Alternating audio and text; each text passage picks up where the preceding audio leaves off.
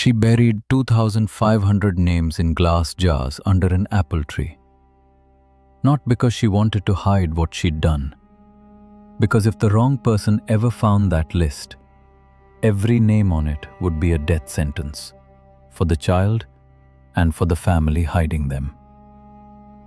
I'm Arthur Finch. In 1942, a young social worker named Irena Sendler was given access to the Warsaw ghetto under the cover of a typhus inspection permit. Officially, she was checking sanitation. Unofficially, she was working with a network that had one purpose: getting Jewish children out before the deportations took them to Treblinka. I'll come back to the jars. But first, you need to understand why they existed at all, because that detail tells you almost everything about how careful this operation had to be. Sendler was 29 years old. Before the occupation, she'd worked for the Warsaw Social Welfare Department, the kind of job that gave her legitimate reason to move through orphanages, hospitals, city offices. When the ghetto was sealed in November 1940, that access became a lifeline. The early rescues were improvised. A child carried out in a toolbox. A child sedated and hidden under a stretcher passed off as a typhus case being removed for treatment. A child walked out through the ghetto's courthouse, which had doors on both the Jewish and Polish sides of the wall, one leading into a world that no longer existed for them, the other into hiding. By 1942, Sendler was coordinating with a larger resistance organization, Zagota, the Council to Aid Jews, and became head of its children's section. Under her, the operation grew into a network: couriers, forged documents, and Polish families and Catholic institutions willing to take in a Jewish child and call them their own. Here's the part most people don't think about. Saving a child wasn't the hard part. Keeping that child's real identity alive. For after the war, if there was an after the war, that was the hard part. Every child taken out of the ghetto needed a new name, a Catholic name, a baptismal certificate, real or forged, a story about where they came from. Children were taught new prayers, sometimes overnight, because a child who couldn't recite the Hail Mary in a household with German soldiers nearby could get an entire family executed. Some of these children were 3-4 years old enough to remember a mother's face, too young to understand why they could never say her name again. Wait, sit with that for a second. A 4-year-old told that the woman who raised her for years is no longer her mother. Told this not out of cruelty, but because saying the wrong word to the wrong person meant death. For the child, for the family sheltering her, for the courier who'd carried her out. Sendler understood what the rest of the network rarely said aloud. If every child vanished into a new Catholic identity, with no record linking back to who they really were, the rescue would also be an erasure. The children would live, but their names, their parents' names, the family that loved them before the war tore it apart, would be gone for good. So she made lists. This is the part that matters. For every child she placed, Sendler recorded, on thin strips of paper, the child's real name, their new identity, and the address or institution where they'd been placed. Thousands of these slips of paper existed, and every one of them, if discovered, was evidence, not just of resistance, but of exactly which families across Warsaw were hiding Jewish children. The list that was meant to save these children's identities was also, in the hands of the Gestapo, a death list for everyone connected to it. You'd assume she kept it somewhere secure, somewhere locked.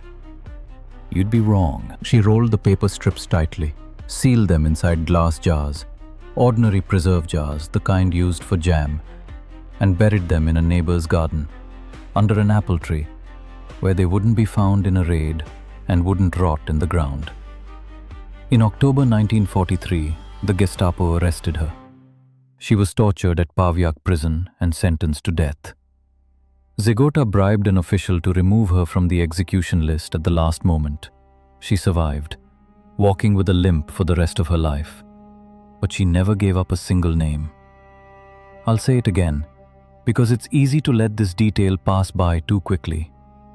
Under torture, with her own execution already scheduled, she did not break. The names stayed in the ground. By the time the war ended, Irena Sendler and her network had helped save approximately 2,500 Jewish children, though the exact number, drawn from incomplete wartime records, is still debated by historians. Some estimates run lower, some place the network's total reach higher when including children aided indirectly. What isn't in dispute is the scale of the operation or what came next. In 1945, she went back to that garden. She dug up the jars. This is the moment the entire story has been building toward, and it's worth being precise about what it actually was. It wasn't a triumphant unveiling. It was a woman with a damaged leg, kneeling in dirt, pulling rolled paper out of glass, paper that was the only remaining link between thousands of children and the families who'd loved them before the world tried to erase that connection on purpose. She used those lists to try to reunite children with surviving relatives. And here is the truth the history doesn't let us soften. Most of the parents named on those slips of paper were already dead. Treblinka, the ghetto uprising, starvation, disease, the mechanisms of the Holocaust had already done what they were built to do. For the overwhelming majority of those children, the list Sendler dug out of the ground didn't lead to a reunion. It led to a name, a confirmation, a single fact restored to a child who had been raised for years to forget it. That's not a smaller outcome. For a child who'd spent the war believing they were someone else's daughter, someone else's son, knowing your real name, your real mother's name, the truth of where you came from, that mattered enormously, even when there was no one left alive to walk back into your life. Irena Sendler rarely spoke publicly about what she'd done. Until her death in 2008, she insisted she hadn't done anything extraordinary, that the real credit belonged to the couriers, the families who took children in at the risk of their own lives, and the children themselves, who carried secrets no child should have had to carry. I think about those jars often. Not because the story needs embellishing, it doesn't, but for what they represent, the decision, made in the middle of an extermination, to insist that a name is not a small thing, that erasing a person's identity to save their life was a price worth paying, but only if someone kept the truth buried safely enough to dig up again. If you found this kind of history worth your time, there's a quiet community around this channel on Telegram, linked in the description. Historians, readers, people who care about getting these stories right. I'm Arthur Finch. Thank you for listening.